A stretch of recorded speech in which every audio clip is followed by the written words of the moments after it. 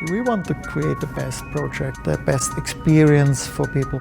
BIM certainly helps to create a better project.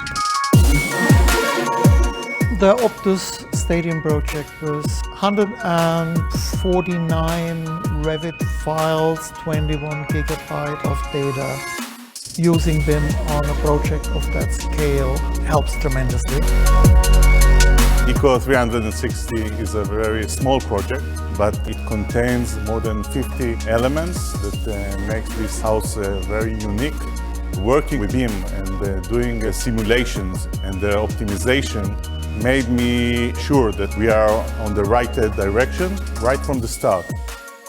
The name of the project is New School of Engineering, which is part of Brown University.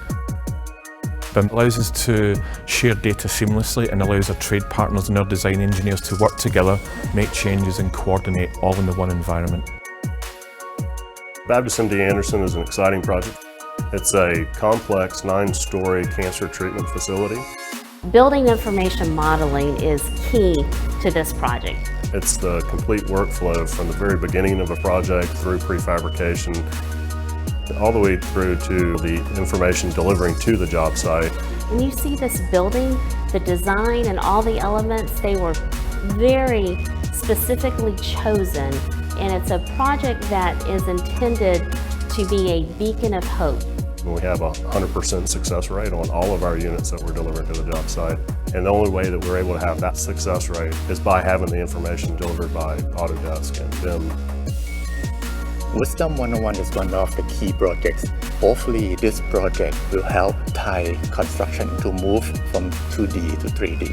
Use of BIM, reduce a lot of change orders, reduce a lot of waste material, and also cost and time has been reduced. We're able to cut off 2 years of construction by 6 months. We can build one building within 1.5 years.